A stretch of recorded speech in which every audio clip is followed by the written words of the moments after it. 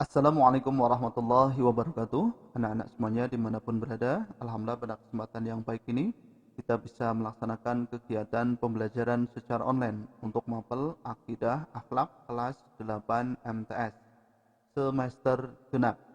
Semoga kita senantiasa dalam lindungan Allah Subhanahu wa taala dan selalu semangat ya dalam menuntut ilmu. Baik anak-anak semuanya, pada kesempatan hari ini kita akan membahas bab yang ke-9, pertemuan yang ketiga, yaitu akhlak tercela, hasad, dendam, ghibah, fitnah, dan namimah. Kali ini kita akan membahas namimah. Ya. Untuk dendam, hasad, ghibah, dan fitnah sudah kita bahas pada video sebelumnya. Silahkan bisa kalian cek di channel YouTube Ari Production. Dan silahkan bisa bantu channel ini dengan cara like, share, dan subscribe. Oke anak-anak semuanya, kita langsung saja masuk ke pembahasan materinya. Ikuti dengan baik dari awal sampai akhir. Kalian perhatikan peta konsep berikut ini. Materi kita adalah namimah. Yang akan kita bahas meliputi yang pertama adalah pengertian namimah. Yang kedua, dalil tentang namimah. Yang ketiga, penyebab timbulnya namimah. Kemudian yang keempat, akibat perbuatan namimah. Dan juga nanti kita akan bahas cara menghindari namimah. Oke ya, jelas ya, ini adalah peta konsep materi yang akan kita pelajari pada kesempatan kali ini. Untuk selanjutnya, silahkan coba kalian amati gambar berikut. Ya, anak-anak semuanya, silahkan kalian amati gambar berikut ini.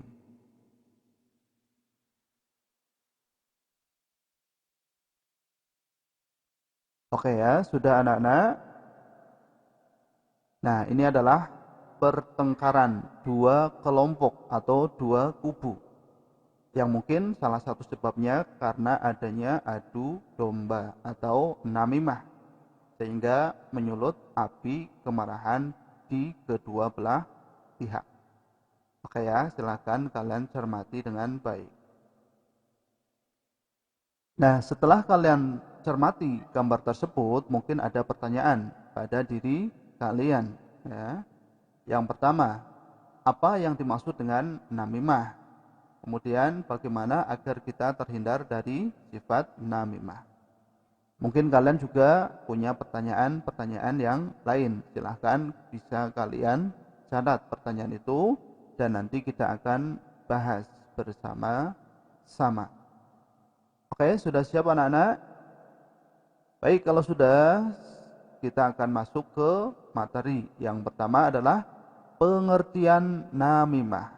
Kalian cermati dengan baik ya, biar kalian bisa memahaminya.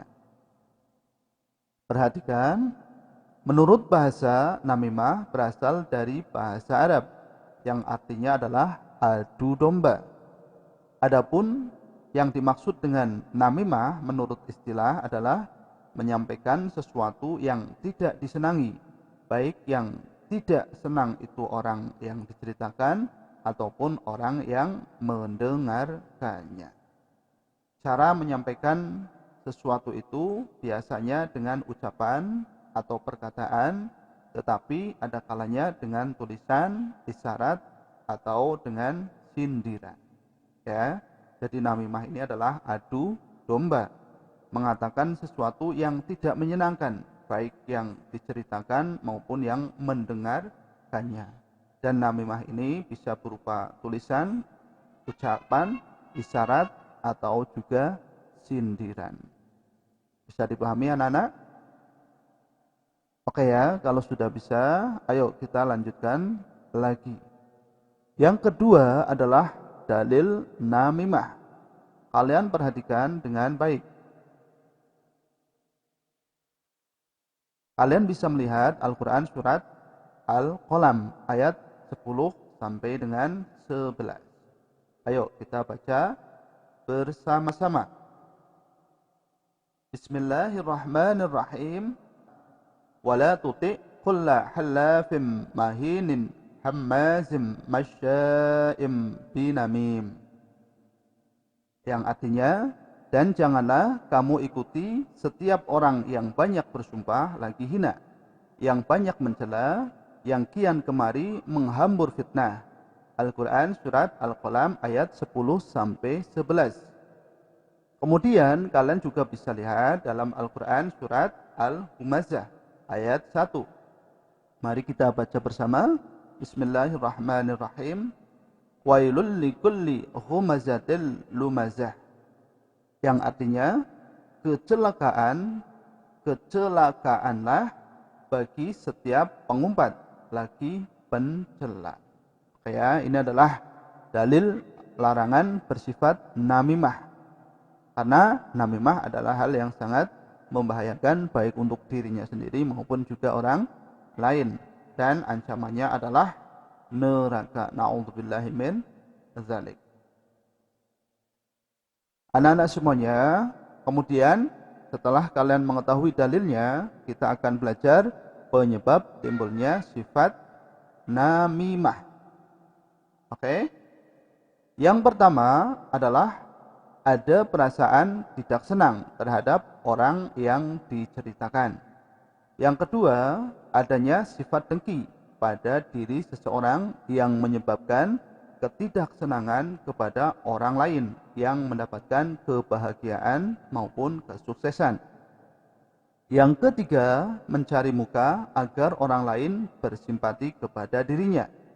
Dan yang keempat, gemar berbicara berlebihan, omong kosong atau berbicara tentang hal-hal yang tidak benar. Nah, ini adalah penyebab timbulnya sifat namimah. Maaf, ini ada salah ketik ya. Yang benar adalah sifat namimah. Adanya perasaan tidak senang terhadap orang yang diceritakan, adanya sifat dengki pada diri seseorang, kemudian mencari muka agar orang lain bersimpati kepada dirinya, dan gemar berbicara berlebih-lebihan, omong kosong atau bicara tentang hal-hal yang tidak benar. Makanya kita harus menghindari hal yang demikian. Bisa dipahami ya anak-anak ya? Oke, kalau sudah bisa dipahami, sekarang kita lanjut yang keempat. Kalian perhatikan. Adapun dampak negatif namimah, yang pertama dapat menyebabkan terputusnya ikatan silaturahmi dan ukhuwah. Yang kedua, menyulut api kebencian dan permusuhan antar sesama manusia. Yang ketiga, merusak tatanan dan ketentraman masyarakat. Yang keempat, hilangnya ridha Allah Subhanahu wa ta'ala dan mendapat murka dari Allah Subhanahu wa ta'ala. Wah, sangat berbahaya sekali ya. Ini adalah dampak negatif namimah. Benar-benar harus kita hindari sikap yang demikian. Baik anak-anak semuanya, kemudian yang kelima adalah cara menghindari perilaku namimah. Bagaimana caranya? Yang pertama, bagi orang yang mendengarkan atau menerima kabar, jangan langsung percaya dengan perkataan tersebut. Yang kedua, berusaha untuk menghentikan pemberitaannya karena hal itu termasuk kemungkaran. Cara mencegahnya dapat melalui lisan, tulisan maupun dalam bentuk yang lain. Yang ketiga, membenci perilaku namimah dan membencinya karena Allah Subhanahu wa ta'ala, bukan karena hawa nafsu ya. Kita benci perilaku namimah karena Allah, bukan karena hawa nafsu. Dan yang keempat, dalam batasan tertentu tidak perlu mengadakan klarifikasi yang akan menimbulkan permasalahan-permasalahan yang baru. Ya, ini ada batasan-batasan tertentu. Namun ketika memang harus diklarifikasi ya boleh-boleh saja biar masalahnya jelas. Tapi ada batasan-batasannya agar tidak menimbulkan permasalahan yang baru. Oke? Bisa dipahami ya anak-anak ya? Ayo, kita praktekkan dalam kehidupan sehari-hari ya agar kita terhindar dari perilaku namimah. Oke, anak-anak semuanya, demikian tadi ya yang dapat kita bahas seputar namimah. Mudah-mudahan kalian bisa memahaminya dengan baik ya. Oke. Oke, untuk selanjutnya coba kalian kerjakan latihan soal berikut. Yang pertama, jelaskan pengertian namimah. Yang kedua, tulislah dalil tentang namimah. Yang ketiga, sebutkan 2 akibat buruk dari namimah. Yang keempat, sebutkan 3 cara untuk menghindari sifat namimah. Dan yang kelima, berilah 1 contoh perbuatan namimah. Oke, anak-anak, semangat ya. Ayo semangat dalam belajar ya. Tugas hanya 5 soal, silakan kalian kerjakan dengan ikhlas dan tulus hati serta kesungguhan. Semoga dengan demikian kalian nanti akan semakin faham dan mendapatkan ilmu yang berkah dan manfaat. Oke? Apabila ada hal yang perlu ditanyakan atau yang belum jelas, kalian bisa isi dalam kolom komentar video ini ya. Atau silakan kalian bisa menghubungi Bapak Ibu guru kalian.